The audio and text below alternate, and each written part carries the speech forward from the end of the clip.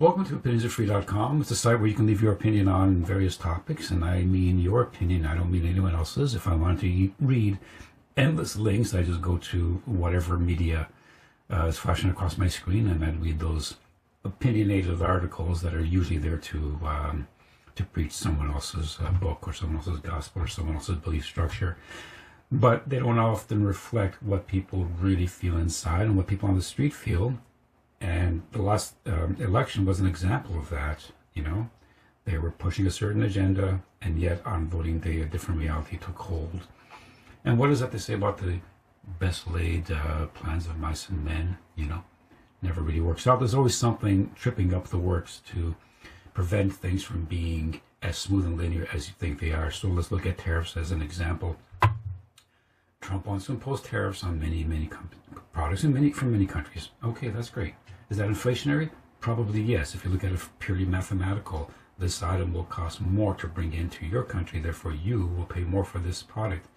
And also it's a lot of difficulty imposed on the exporting jurisdiction. If they're trying to export at the most economical price they can to you, the Trumps, the tariffs rather, I don't want to call it the Trumps, the tariff has just made it more difficult on both parties, okay?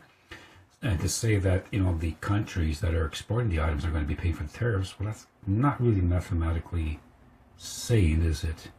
Ultimately, it depends on supply-demand economics. And if these items are coming in and you are not producing them in your jurisdiction, you're going to be paying more for the stuff. Now, it's said that consumers will then equalize by lowering their expectations, perhaps not buying as much of the stuff. Okay, that's true. But that's still inflationary in a way. Or deflationary of your expectations and intentions, because you're not able to buy what you want to buy because you got to pay more for it because of the tariffs. All right, so let's say that in 2, 3, or 4, 6 months, successful negotiations, some of these tariffs drop. Will that mean that prices will go back to the pre-tariff level? No, because they never do. Once they find a certain settling point where people are comfortable paying that amount, even if they remove tariffs, it'll never go down to where it was before. It'll kind of just go a little bit like that, because now the sellers, the product suppliers, the service suppliers have noticed that you're able to pay a little more than you wanted to pay last time, right? Okay, it's like, having that little something, every time you get a squeeze, it hurts, but after a few minutes, it's a little better. You give it a little squeeze. Now, another inflationary force will be the wage inflation this is going to cause, because even though you think, well, hold on, it's a tariff on goods. Imagine the powerful unions in your country that are now saying that, our hard-working members, you got those cards, our hard-working members cannot keep up with the inflationary effects caused by these tariffs, therefore they need more money. And if they're the type that are paid by the government, like teachers, like many services, they're just going to ask the government to give them more money. And the government, being that they want votes, will probably say yeah. And ultimately, you, the lowly taxpayer, will be paying more somewhere to supplement the extra wages needed by these people who have to now keep up with the extra costs of buying things that have a tariff on them that are more expensive. Okay?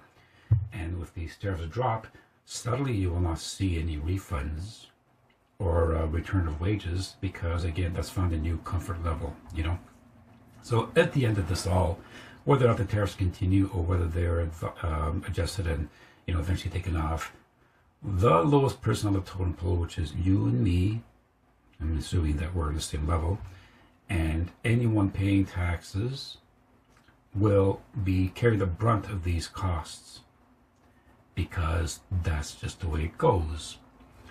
And that's my opinion. You may have your opinion if you're one of these whiz kids from the Ivy League college who was going to give me some massively complicated formula on what supply-demand economics and this curve and that curve.